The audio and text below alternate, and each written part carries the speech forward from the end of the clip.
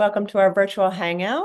Yes, we have a Enjoy. great topic. I know we love our summer book series when we can highlight these. So this is a really great selection we have for this month, and really meaningful. And I know, Sue, this has meant so much to you as it relates to, your own diagnosis and history when you initially started what would become Unite for Her. So really meaningful story tonight. Yeah, I remember, Erin, we talked about this book club. I guess we're going on 2 years now. And to be able to highlight books that are so meaningful, this one really grabbed my heart because, when I was diagnosed, my kids were so young and there just wasn't much there. There just wasn't much there. And I even remember my daughter saying, Mom, did you think about doing counseling for us? And I'm like, oh, we just didn't do counseling then. Like it was 21 years ago. It just wasn't a thing. And we just felt like we did the best we could, as a team, my husband and I. Uh, Yeah. but to have like these moments that I saw come alive in the book, oh, I would have loved to have had this as a resource. I could see each one at a different age, 7, 11, 12, right? I could each see each one at a different age using this differently. And I'm so happy to be able to share it tonight with Yeah. with the people who created it. So Oh, wonderful for us that we have the brains behind this beautiful magical book and that we have people who are there advocating for young children. So we're really, really grateful to have this tonight. yeah. And I know you've said before, whether or not you're living with metastatic breast cancer, this story and this book can be helpful and can bring families together, no matter what that diagnosis looks like. I think it's so relevant for so many of us. So it really does cross so many lines. Absolutely agree. Yeah. So tonight, we're going to be talking about the adventure jar. That is the topic of our book. We actually have a downloadable copy for you. You can actually get it free in the mail. We're going to have a wonderful downloadable guide as well. But before we get started, we always do a little bit of housekeeping, right? And just make sure that everybody stays on mute. We're going to have questions in live time. If we have a small group, we might even let you just unmute when we have a small group. We love that. This will always be recorded and available in our library for people to go back at another time. But just, put them in the chat or raise your hand. We have a little process going through that. We're going to read the book and then open it up to conversation. So I think all of us are familiar with Zoom by now. And we're honored to be here. Honored to be here.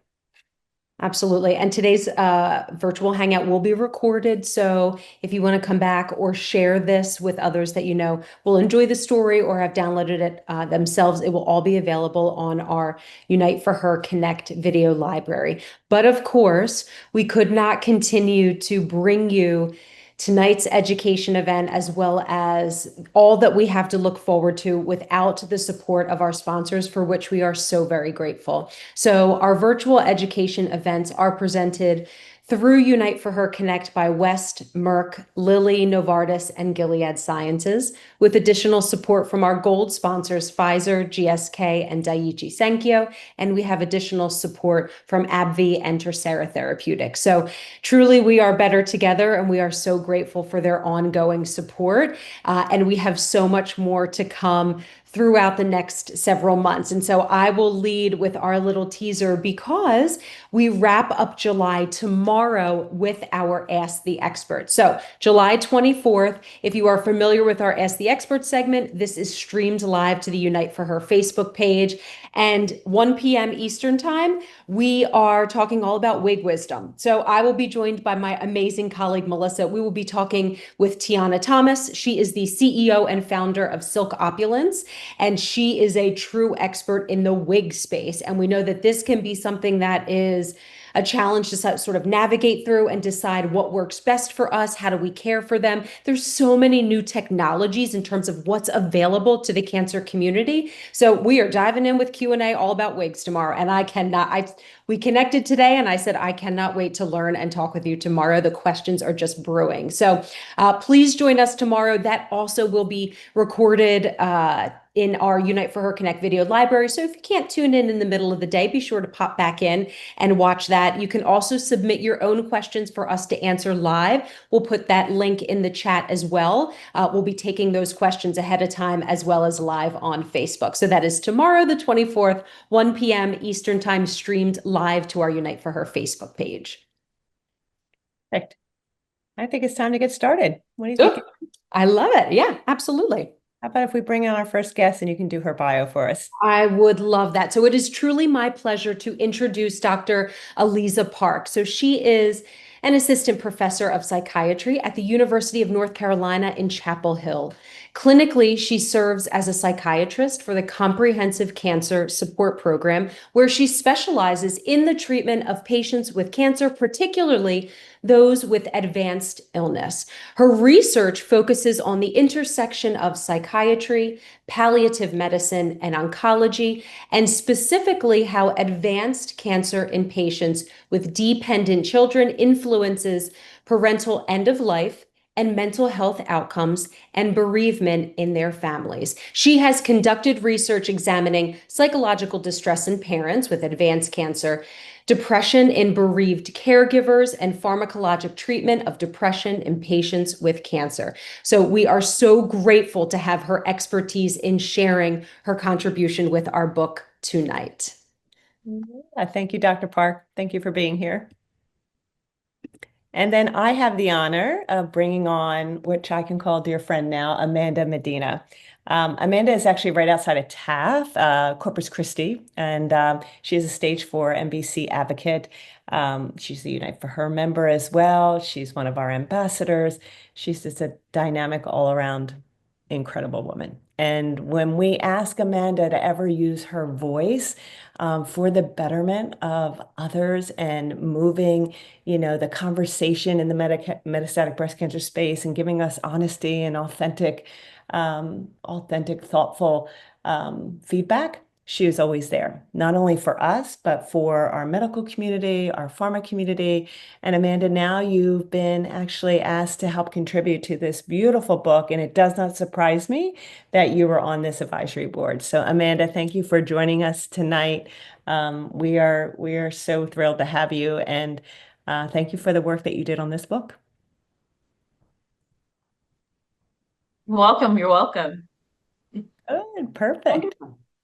Good. So before we jump into the reading of our amazing story this evening, I think a great place to start is just sort of diving a little bit into why you wanted to be a creator, a contributor to this story, and really allowing our audience to understand the why behind the meaningfulness of this story. So Dr. Park and Amanda, if you want to share a little bit about what made you want to be a part of this story, we would love to hear it.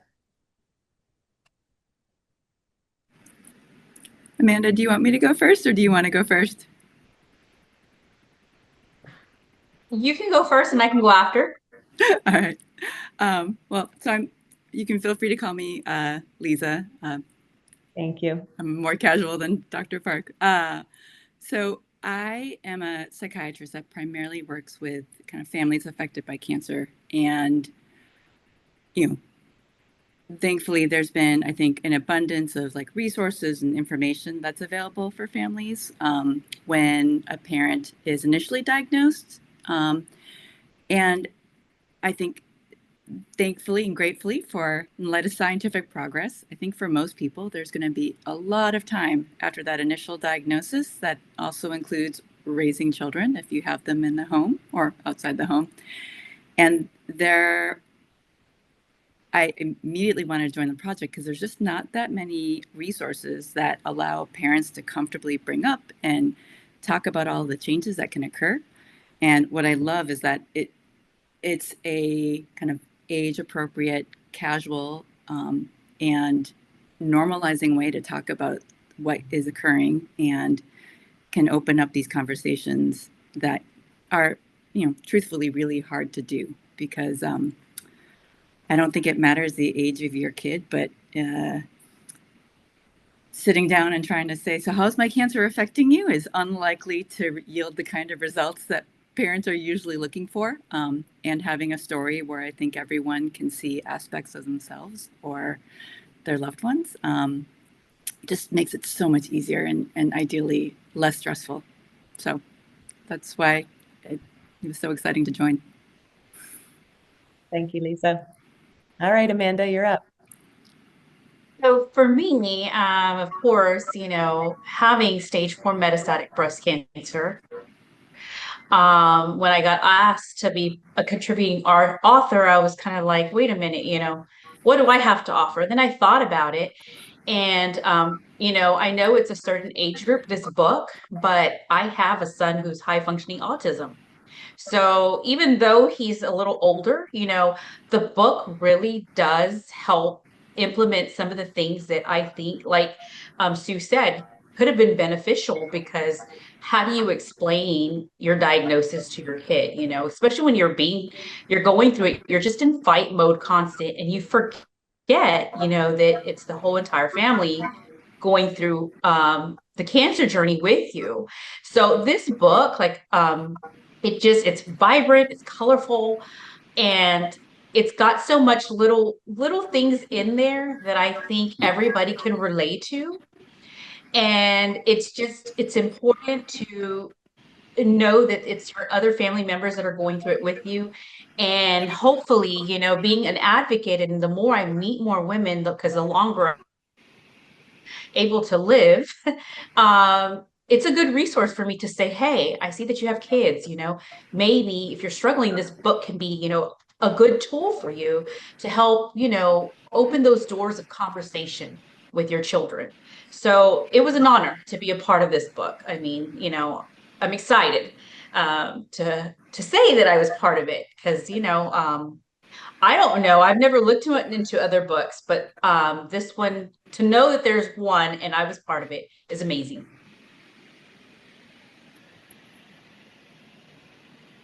Oops, Sue, you're muted. Thank you.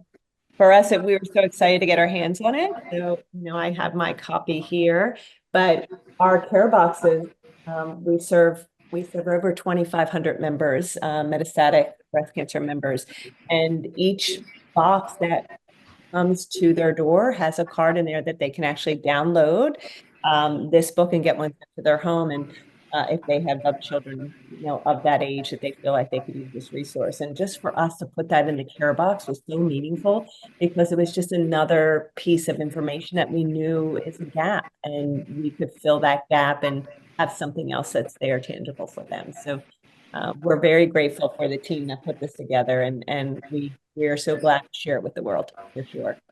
Yeah. Yeah. So I'm curious, before we dive in, Dr. Park, as a psychiatrist working with families with advanced cancer, as so much of your time that you spend with your patients, what are some of the common themes that you see in families going through cancer, both from the patient perspective, but also from that child's perspective as well? And well, I think that's a good question, because hopefully it's changing more, but I find that most parents find that being a parent really important to them and pretty central to their identity. Definitely changes how you manage your time. Yeah. And despite how important it is, a lot of times the impact on family life is, there's just not a lot of space for that to be acknowledged or discussed when they're in infusion or in the clinic. And I think what is so true for most parents is that there is no pain that most parents would not walk through for their child if they thought it could help them. Yeah. And I don't think there is anyone who does not experience a profound shift when they receive this diagnosis. And for parents in particular, it creates this need to adapt their parenting in a way that is usually far different than how one ever imagined.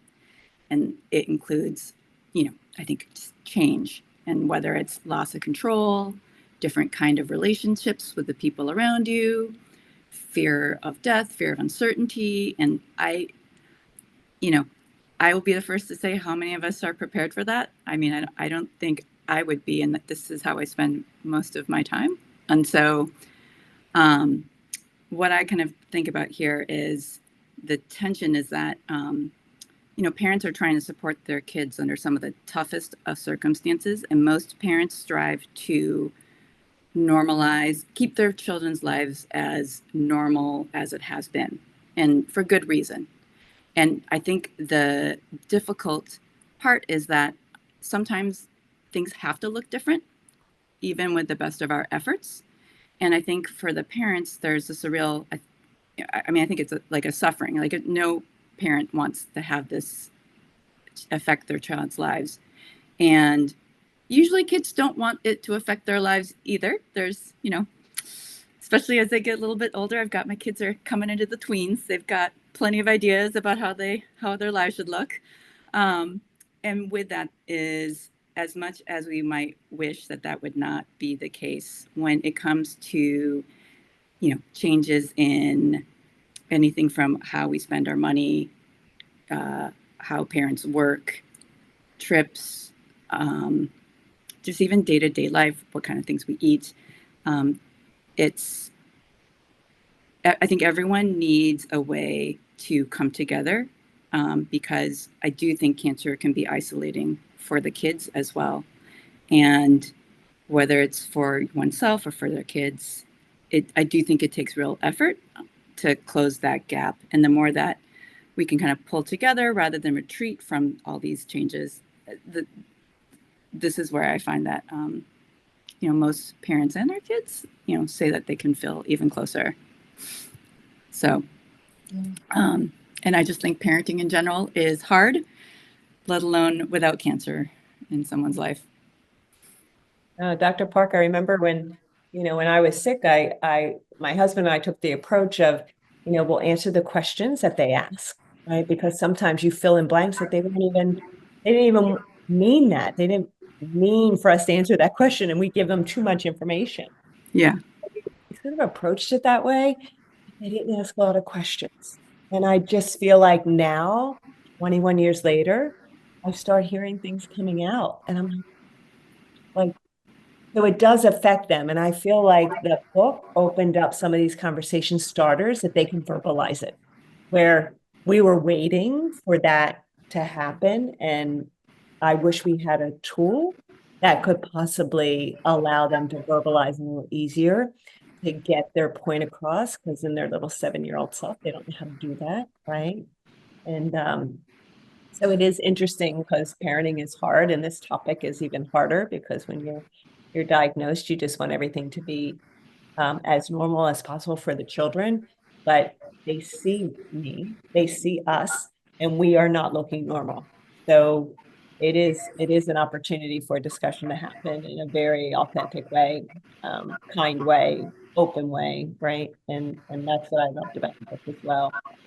Amanda, I know, why do you feel like this book was so important to you, to get this out, as someone who lived with the experience and is living with the experience? For me, it was important because, like I mentioned, those questions, when you have cancer, it's a roller coaster of just good days, bad days. You just don't know what's coming. But like you mentioned, as a parent, you're trying to keep the household together as normal as possible. And I think the book is just a perfect explanation. It puts it into perspective of real life, because there's days, unfortunately, our sickness does burden, the people we're around. And as you'll see in the book, mom is still trying to keep it together, but still trying to keep the kids entertained. So it's, to me, I mean, that's just, the book is an amazing way to show that no matter what we go through, as mothers, we can try to help those around us find, the positive in it, the good in it. Just like earlier today, I had a shot, and I didn't feel good. And my son was like, well, why don't you feel good? And I'm like, I just got a shot. But I guess whoever gave it to me, gave it to me differently than the others. So I was like, it felt nauseous. So he offered to drive me home. So, it's him not understanding what's going on. And I'm trying to keep it together for him because we had things to do. So this book is a perfect way of expressing feelings. You'll see as we read the book, there's so many emotions, and it's so important to understand them, recognize them, and as a parent, how to respond to it. And I think especially when you look wonderful, Amanda. So if you were looking this way earlier today, I would have no idea that you got a shot. And yet what I can appreciate with all of the advances in cancer care is that, if anything, people look wonderful, and how someone can look, whether they're having a good day or a medium day or one of those really tough days, I think it can be almost impossible to tell unless we express that, which most parents don't necessarily want to broadcast that to everyone. And helping everyone kind of adjust to the fact that someone can look the same and yet things can be so different internally. I think it's one of the hardest parts of trying to talk about this when you're kind of raising kids.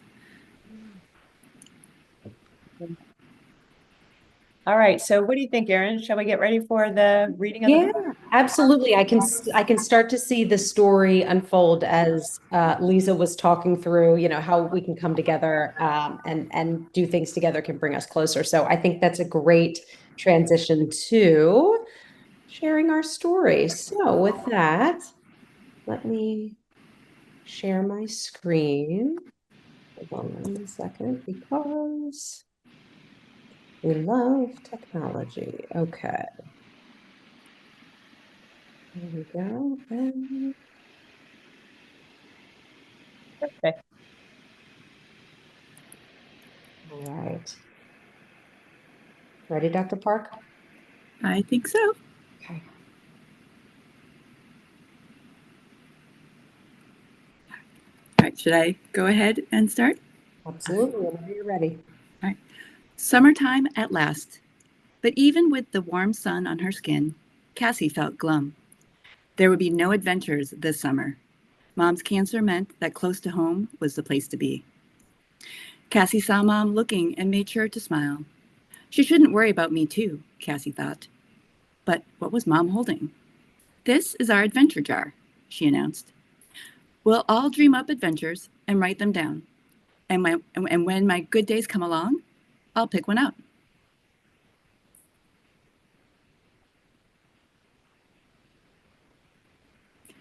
The jar was stuffed to bursting in no time, full of the family's best close-to-home adventure ideas. Later, when Mom's support group asked for summer activities, she held the jar up proudly. Let's all make adventure jars, she invited. So they did.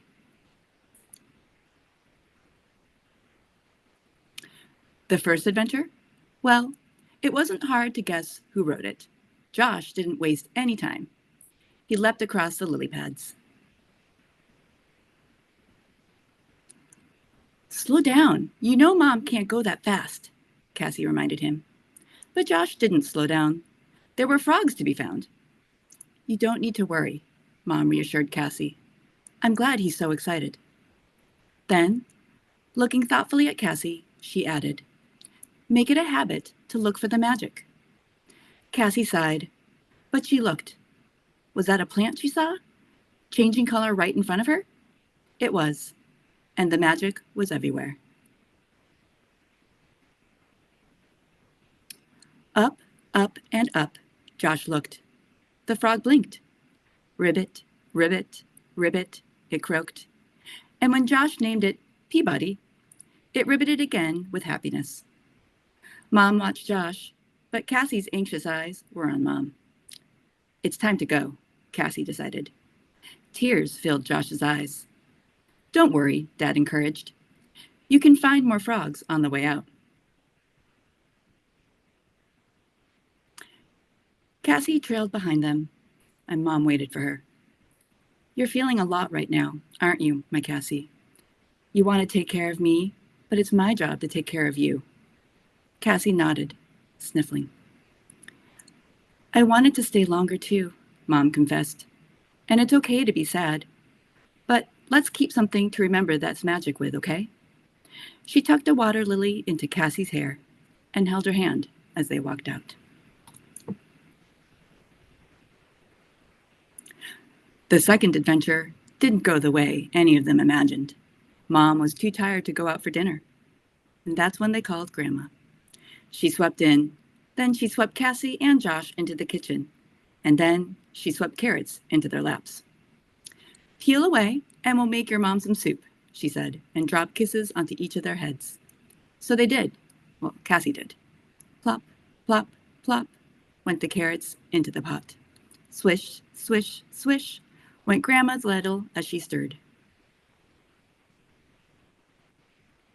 When the hot soup was on the table, Cassie scooted close to Mom. "You're still feeling bad?" she asked. "It's been a hard day, my Cassie." Cassie hugged Mom, but not too tight, and said, "It's okay to be sad." Cassie paused and then quietly said, "Make it a habit to look for the magic?" Mom hugged her back. "Let's look for it together. I love you so much." So Cassie looked. Was that a seahorse she saw? It was, and the magic was everywhere. Cassie peered out the window and grinned. She recognized those carrots. Schools of fish flashed by, and a turtle waved hello.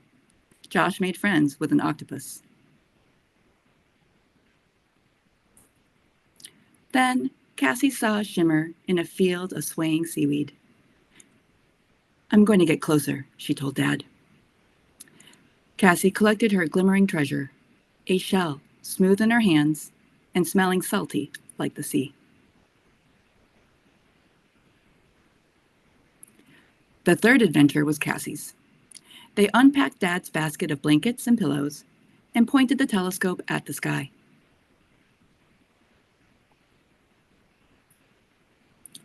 Mom and Cassie grinned at each other. "Make it a habit to look for the magic," they said together. Cassie looked eagerly. Was that an alien she saw? It was, and the magic was everywhere. Dad held up a piece of asteroid. "This planet rocks." Mom sighed at his joke, but her eyes twinkled with laughter. "Boing, boing, boing," went Josh. One rock caught Cassie's eye. She didn't quite know why. It was very plain, not fabulous or perfect like some of the other ones she saw. But she knew better by now. The rock split in half, and Cassie gasped. Starlight sparkled off the geode. She had never seen anything so beautiful. Cassie ran to Mom. "Look, look," she shouted, waving her discovery. "I looked for the magic and see what I found." Out of breath and smiling, she noticed that Mom was smiling too, maybe even bigger than she was. When summer was almost over, the family's adventures were spread out on the table. Josh pointed. "I want to do this one again." Mom gave Dad a playful look, and he pulled them all close. "Why not?" he said. "Let's keep the adventure jar going." Josh cheered, and Cassie realized something. If she looked for it, the magic really was everywhere, especially right there, right here. With a smile on her face, she made a promise. "We'll make it a habit to always, always look for the magic."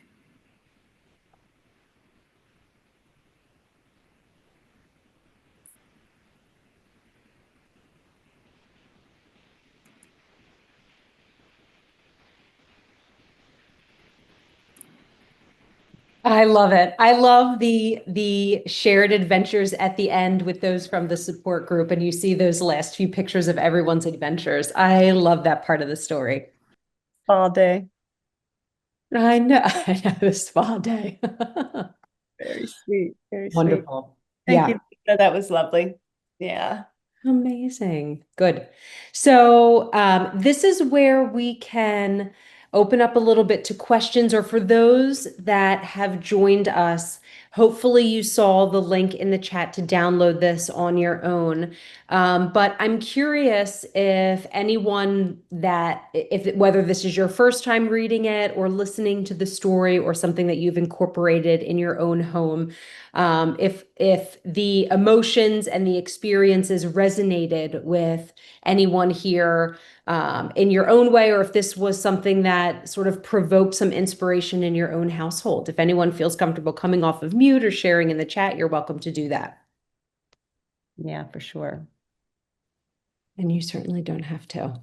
Yeah, I know I'm going to go, Erin, because I always have so many emotions when I read this book. Yeah.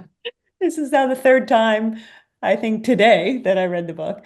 And I still see something so beautiful and new and in those children because it just takes me back. And, Dr. Park, you had said, we always say, please give it to myself so that we can take on that pain, that our kids don't have any of that pain. I'd rather have all of that. And I used to feel that, okay, I'm so grateful that I'm the one going through, not my children. You forget what they go through, though, just watching. And I feel like this brings that to light that they can, that magic part, and look for the magic in the littlest things, just to allow them to take their mind off of such a heavy burden that's in the household. Because sometimes the house can feel a little dark, right?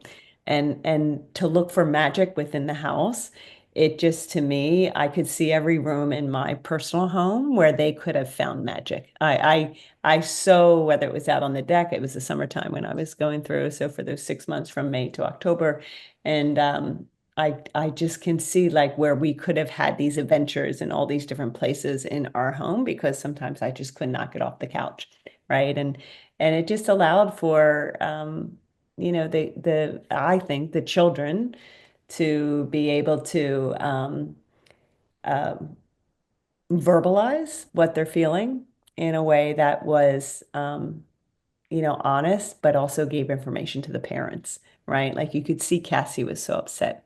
You could see that the son is like oblivious, like he's just having fun, right? He's jumping all over the place. But that, knowledge, because she was within the adventure jar and moving from one, little project to another, or one family outing to another, brought up different feelings. And I just thought that was so beautiful. And I love that everybody can make a jar. Everybody can do it. It's so easy. Yeah. And Sue, you bring up a good point that sort of prompts a question of my own. And Lisa, maybe this is something that you use with your patients, but using the time of the adventure or the time of the collective family unit, looking for the magic. And is that a good time to also weigh in on some of the emotions that children may be experiencing? That's sort of like the designated time that we can talk about or validate some of the feelings that family is feeling. Do you often see the two may go hand in hand? Definitely. I think, I kind of think about, every kid is different, obviously, and every family is. So there's kind of, in general, there can be, those groups of kids who are kind of called like the more anxious kind of question askers, talkers.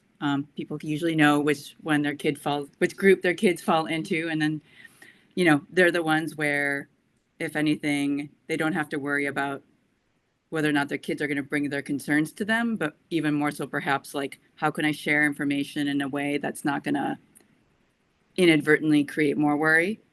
And at the same time, you can have one kid that way, and then you can have another kid who may feel like they came from a different planet, but that they are also your child, and where they can be the kids that are more reticent to kind of show what's actually going on. And that can be because maybe they're trying to protect you. It could be that they're trying to protect themselves. And what I think is so hard is that for each kid, like how that conversation goes is going to be different. And at the same time, what I think is the unifier is that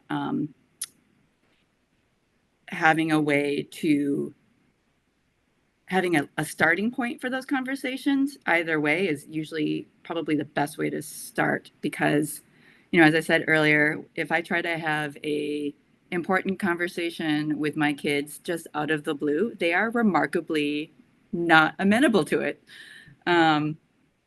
Somehow me gearing up and getting ready to talk about it is just not the thing that seems to turn the corner for them. And I think that's a universal. And kind of with that, for some kids,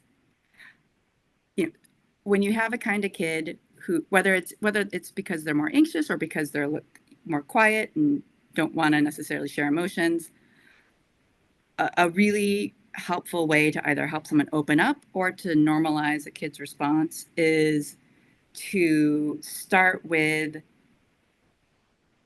kind of acknowledging some of the ways that you might feel. And I don't think that means kind of going into the weeds of everything, but I think acknowledging the disappointment or the worry or some of the sadness in a way so that it can help open to them, whether or not this is something that they are also experiencing is a helpful way to kind of open up those conversations. And I think one of the parts about the book that's so good is that it does talk about it from Cassie's perspective, but also bringing in the moms as well, because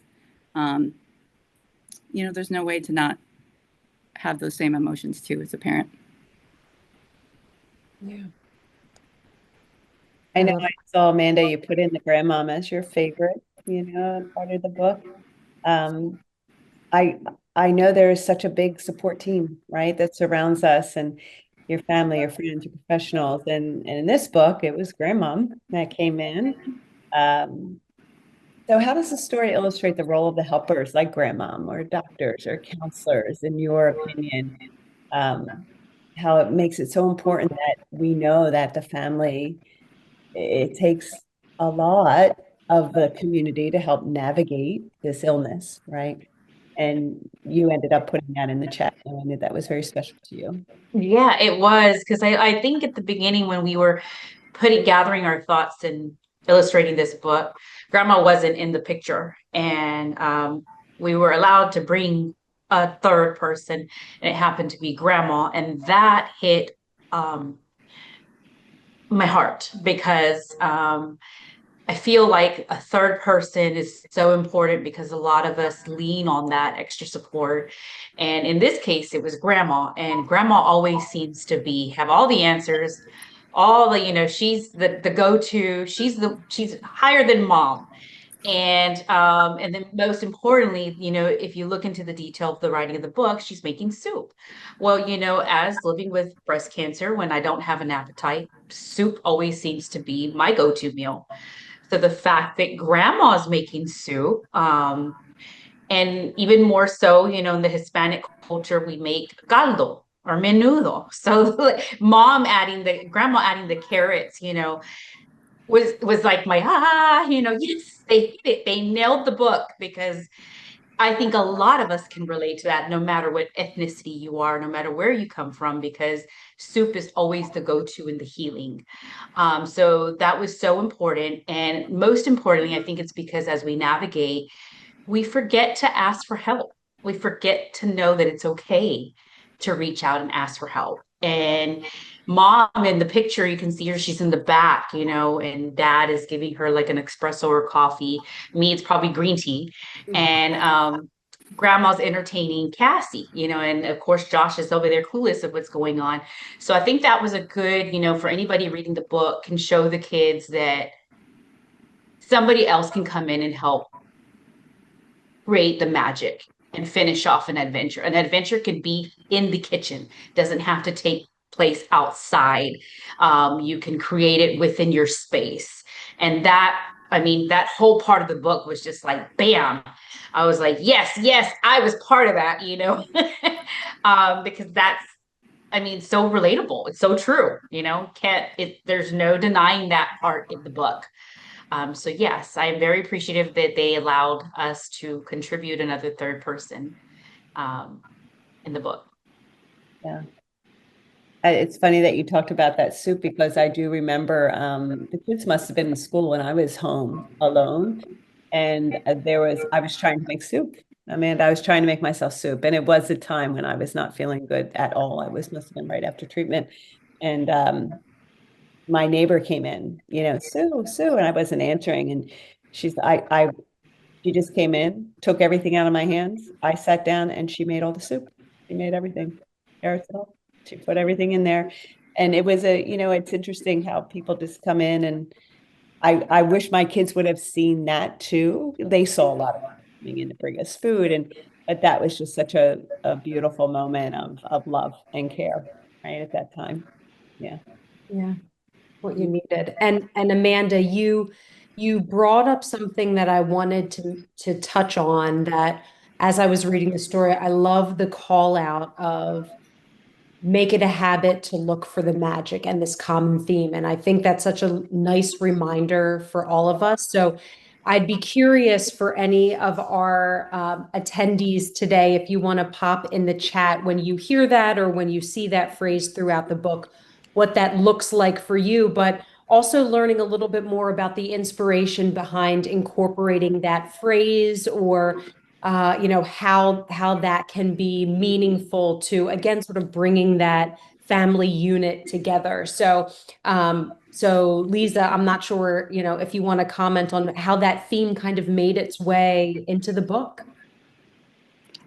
Well, I'm actually wondering, because Amanda, I know that you have talked before about how it personally resonated, and I didn't know if I actually think it's a far more impactful way to describe it than anything I could say. So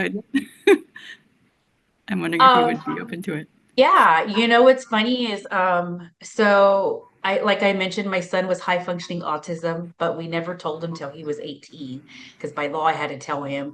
So when I got diagnosed with breast cancer, I just sat there thinking, wow, like I have no control of my life. Like cancer is now dictating my life. And I always call him kiddo. I said my kiddo basically told me, Mom, like it's just a label, like who cares? And I was like, you know what? And so when I was this book, as I was, it came together, I'm thinking, that's the magic in it all, in my cancer. I didn't let it define. I had to find the magic within my diagnosis. Because again, we go through so many things, but I have to find the positive in it and make it something more. Because if not, I mean, it's easy to go the other way, but I see Christy nodding her head, right, Christy? I mean, yeah, chime in, Christy. You're on mute there, Christy. I have nieces and nephews and parents. So I'm relating to this a little different. I don't have a husband and children, but I knew this would be a really positive experience, and I was so right. Yeah. I was like, it's just, I love this book all day, every day. I love that. Yeah. Good. And is this something that you have done with your nieces and nephews, or family, or sort of your family? Just really finding the magic for myself. What I really did was, like I said, you said the roller coaster, but on the way up on the roller coaster, I would always focus on all the things that I can do. Like I can go see a Broadway show. I can go to a concert. I can go to we have like this superstar movie theater right by us. It's like, they'll bring you, a salad. They'll bring you a cheeseburger. They'll bring you chicken fingers at this table. You can see all the movies on Tuesdays. It's like $6 for a movie. Because there were a lot of things that I used to do that I couldn't do, but instead of focusing on that, and you just framed it a different way, focus on the magic. I just focus on the things I can do. Yeah, it makes sense. And I mean, kudos to the person that invented the Zoom platform, because this is really excellent. Yeah. Because you could feel like, I don't want to go, you have to get someplace, but unless you're stuck in the bathroom, there's no excuse for not coming to this. Aww. Right. No, thank you, Christy. I mean, so that's how I feel. Good. Thank you. Thank you for letting me share. Yeah. Lisa, I know it's interesting because you see how Cassie becomes the adult in the book, right? She takes on that role. Mm. Uh, and then you see the mom trying to validate, like, you know, it's okay, you don't have to worry about me. And it's almost like the roles are reversed, and children will do that, right? And do you want to add anything more to just that, that feeling of how the kids take on that because they want to do something. They want to feel like they can contribute to some type of help for their parent. Yeah. And this might be my bias, but I feel like oldest daughters in particular are, especially the ones who tend to kind of move towards that role. And, if anything, sometimes with some parents, they have some adolescents and they almost wish that their kids would maybe get a little bit more upset about what's going on too. So I think we can see it all. I think one of the things that is helpful to hold on to is that there is a lot of change, and most of us don't like unwanted change or abrupt changes. I think that's kind of a universal human kind of experience. And at the same time, what I do like to emphasize, because I think it can sometimes get lost in just everything else, is that, most kids will eventually adjust quite well. And, that adjustment is going to include some times when they're doing okay and times when it just really guts them. And at the same time, I think there can be some reassurance for parents and any other adults to kind of recognize that, just like how parents need some time we all, like, whenever anyone has anything, we kind of need some time to process it and make sense of it and figure out how we want to respond to it. I mean, kids need that too.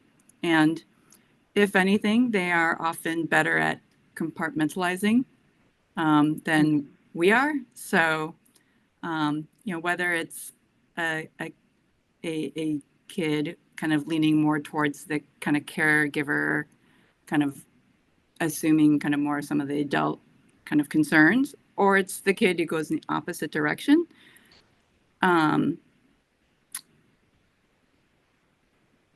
Even when there are changes, kids oftentimes actually do find a way for themselves to be okay. And I think having parents hold on to and remember that is deeply reassuring.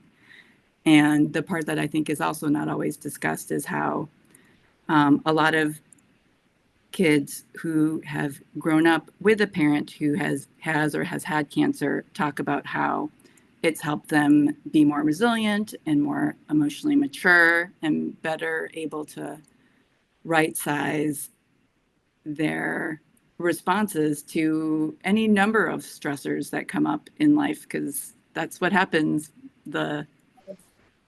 whenever we continue to grow and live and expose ourselves to any number of things. And I think that's also helpful to hold on to as well. It's a perspective taker. And it's okay to be sad, because it is sad. And if you weren't feeling that, that would not be normal. That would not be normal, right? So for them to be able to validate that they can feel some of these things, I think is really, really beautiful inside the book as well. Mm-hmm. And I think you make a good point there, Lisa, about, with a diagnosis like this, the patient, the parent needs time to sort of digest what's going on, but perhaps parents forget that children have to kind of digest that as well. So, giving that time to sort of think through what this means and develop what emotional response they may have is a good reminder for parents, that everyone sort of needs their time to kind of work through this experience. Yeah. And I will say that I think also that I think it's painful for parents to see their kids worry. And at the same time, I think I think if you are someone who just doesn't tend to worry and someone says, don't worry, they go, okay. But if you're not one of those people, like, it's not as if that magically cures you of your concerns. And I don't think that one has to be an adult to have that experience. And so I think for parents who are, or any adult who is, loves someone who's going to be on that end of the kind of that side of the coping spectrum, they can help everyone involved by learning to tolerate, if not accept, that they're going to worry. And that doesn't mean we don't have to do anything, but our job is not necessarily to make the worry just disappear, because we are remarkably poor at convincing other people to not worry or not be sad if we want them to feel that way. Yeah. Yeah, that's a good point. I want to touch on also one of the themes that came up. I know we have just a few minutes left, but I loved the rock adventure, and I particularly loved the little surprise moment we had with Cassie finding the inner beauty in the geode of, you know, realizing she loved this stone. It wasn't anything special, but then it broke open. And I feel like there is some deeper meaning behind that part of the story. Do you want to touch a little bit more on the significance of that? Amanda, you want to take that one? Sure. I guess in my perspective, like with that, you know, cancer is so raw, but in the inner, you know, you learned, you learn to appreciate the little things, even the smallest moments. They turn into beautiful things. You don't realize, like, you know, maybe you getting a diagnosis, now you have a supposedly time frame of what you're going to live. So you're limited, but then you feel so lucky because you're appreciating every little aspect of life more than somebody else who doesn't, you know, have that diagnosis. And I feel like The Rock can kind of lean towards that direction, where it was probably the ugliest rock, but Cassie knew that there was beauty in it. And I feel like that, to me, that was more how I felt The Rock symbolized, you know, coming from living with breast cancer, because it's not beautiful all the time, but you have to find the beauty in it. And in the end, we're rich. I feel we're richer than a lot of other people because we learn to just stop and not take things for granted. And that's what I felt like Cassie did. She took that rock and it meant something to her, a moment she got with her mom.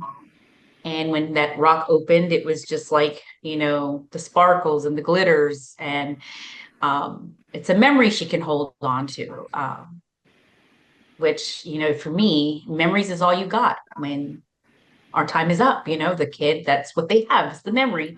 So she'll always have that rock. And, you know, so whoever is going through something, when you create your own magic, your own little adventures, you know, that little thing will symbolize more than just whatever it was. So that was another favorite part of my book. I mean, the whole book was perfect. I mean, even I love the support group, you know, like, because we're all, I mean, I'm sure Christy, Carol, Nancy, and Angel, like, we're all part of support groups, you know. That's what we lean on more than our doctors. So I love that they incorporated that too, you know. There was just so many little details that was like, oh, yes, yes, yes, you know. But unless you're living with it, you don't really, that just looks like another page of the book. But there was so much little stuff that was put into there from all of us that I think hit special to our heart, you know. Yeah. So thoughtfully said. I love that. Amanda? I know in the family, you know, they're creating their scrapbook at the end. And it becomes like a little ritual for them. They're like, hey, we're going to keep doing this. We don't have to stop in the summer. We're going to keep on doing that. And could you just share, like, how do you think these types of rituals just help families cope with grief and uncertainty and illness? Lisa, do you want to take that one? So I would say that when,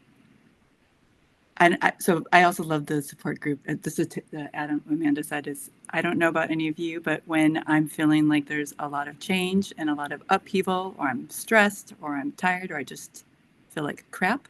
I'm not particularly creative. And that is where I think having the ability to lean on others and receive not just support, but also problem solving and ideas, and having others who can help, who may not be in that exact same moment that you are, is so helpful. Because I would say that even when we were trying to come up with ideas in the book, it's not like I could just come up with all of them. I was asking all my patients, I was like, well, what do you think? Like, what have you done? And in particular, I find, when so much can feel uncertain, things that can become rituals or routines or traditions just help create these anchors that can be consistent no matter what else is going on. And those are things that there's when they can happen enough, they come kind of almost like imprinted as part of our identity. And sometimes we don't even know why we do certain things other than that's just what we did. And it's a way to help, I think, create connections when it's what usually everyone wants. Yeah, I love that. I love that you use the word, it's like an anchor, right? Because I feel like that's something that can help everyone feel grounded in a situation like this. Yeah. Yeah. No, I love that. Did you said that you were talking to your patients, Lisa? Did someone give you the idea of the adventure jar? By the patients or no? No, I mean, Amanda, I actually don't remember who came up with the jar analogy first, and maybe someone else can speak up for it, because I thought it was brilliant. Me too, and just so simple. No, I think we had a couple of options. There was like a couple of other, but we all just set on the jar. We all agreed on that one because there was a few other selections and directions the book could have gone. I want to say there was two other ones. I don't remember what they were. And when the jar came out, we're like, yep, that's it. That's it. Because I think we could all relate to it, no matter where we were, what part of state, where we were at in our diagnosis. It was just like a perfect way to, express everything. And going back to the scrapbooking part, I think all of us who have breast cancer can kind of, once you get told your breast cancer, we all think we can, all of a sudden we're do-it-yourselfers and want to do all these projects and create these memories and scrapbooks. And now we're like Joanna Gaines, and we can, but then really nothing gets done, but maybe a few pages. But still, it's like the hope and the motivation, and I think that's what I like at the end, where she's taking pictures and scrapbook, because it's like, yes, yes. And when you're the book, after you finish reading the book, you're like, yes, I need to do that. And then it lasts like a day or two, and then, yeah. But the jar is fun. It just sits there on your shelf, and you can add adventures and shake it up, and I love it. Yeah, I know. Yeah. Well, I think as we wrap up tonight too, what closing message would you like to leave all the families navigating metastatic breast cancer? And you know how I feel. I think this book is good for everyone as well, but especially those with young children. Lisa, you want to start? I would say that I think, regardless of no matter like what approach a parent takes, or what they ultimately decide to say or not say, or do or not do, I think that every parent is coming from a place of genuine love. And I don't think, and beyond that, I think everything else is extra. And that I think parenting under these circumstances is among the hardest ones that someone could ever imagine doing. And so just showing up is more than half the job. There's some quote from some kind of football coach or something, but I don't know. I'm butchering it. But I think that's what matters more than anything else. Yeah, showing up gets you 90% there. Yeah. Just show up. Yeah. Yeah. Amanda? The message I would probably leave with anybody is that, regardless, I know this book was written for a certain age group, but I think this book is great to just anybody that has breast cancer. It's a good gift. It's a free gift you can give, because like I said, I've read it and I've seen it, and every time I see it, I'm like, it hits something personal, and I think it's a good way to open conversation. Coming from my background, we don't express feelings very well. We don't, it's just, you're supposed to just be quiet and kind of just handle it on your own.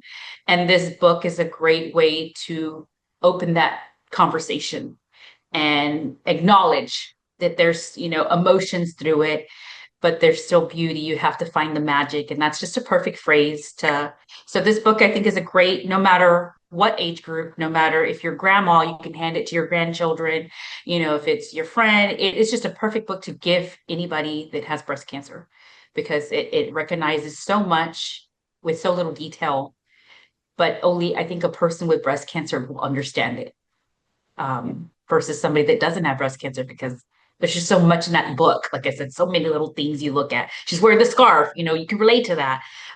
Dad is over there trying to take all the pictures, probably because mom's telling him you better take all the pictures, So there's so much like imagination in your head that goes through that book when you're reading it. So I just think it's a great book. So if you haven't read it, haven't gifted it to somebody, I think it's a great way, a good gesture, to show that you care and you're trying to, help them navigate their journey. Yeah. Agree as well. Yeah. And remember, it can be a gift. I love that idea. So even to think about how we can pay it forward to others. I love that reminder, Amanda. Yeah, for sure. Sure. Well, thank you both for joining us. That was such a wonderful, lovely topic, and nice way to have our midweek break together in our virtual hangout. Yeah, we appreciate you guys. Yeah, this was wonderful. And for those that have joined us this evening, or we know that this is recorded and will be on our Unite for Her network, you can order your own physical copy as well as a digital copy, all for free, as well as the discussion guide, which was created by Bright Spot Network to help continue that conversation. So if there is someone that needs a little extra guidance and support, there is that accompanying guide. We can link that, but we'll also put the download for the discussion guide in the chat as well. So you have that available to you. Perfect. Amazing. Well, thank you, Lisa. Thank you, Amanda. We appreciate you guys. We appreciate your time tonight. And yeah, thank you. Absolutely. Thank you. Have a good night. Thank you, everybody. Thank you for having me. Got it. All right, Erin, that ends our virtual hangout. It was great. And I wholeheartedly agree with you, Sue. Like, what a great way to spend midweek. What a wonderful conversation, and just so inspiring and so full of love. And I love that. Well, it was a great Wednesday night. Yeah, agree. So here is what that book, that tangible book. I'm so grateful I have a copy here. So everyone get your own, because we can all We put it in the link. Yeah, put it in the chat. There's your link. absolutely. Well, one more time, we always want to thank our sponsors, and we can't do what we do without them. And we are so grateful that they link arms with us, they collaborate with us, and they allow us to have such incredible guests and incredible topics to just help our community in ways that are so needed. So thank you all for being with us tonight. And we want to thank the presenting sponsors for Unite for Connect, which is Wes, Merck, Lilly, Novartis, and Gilead Sciences. And we have additional support from our gold sponsors as well, Pfizer, GSK, and Daiichi Sankyo. And then some supporting support from AbbVie and TerraSera Therapeutics. Yep. And then don't forget to join me tomorrow for our Ask the Experts. We will be streaming live at 1 p.m. Eastern Time to Unite for Her's Facebook page. So tune in live with us. We are diving into wigs, and we will be learning from one of the best experts located outside of Philadelphia here, talking about how to find the best wig, how to care for them, new technology that's out there for the cancer community. So it'll be a really fun hour together, a lot of learning. So definitely join. But as always, if you are not able to join us midday, it will be recorded, as is tonight's segment, all available on our UFH Connect video library.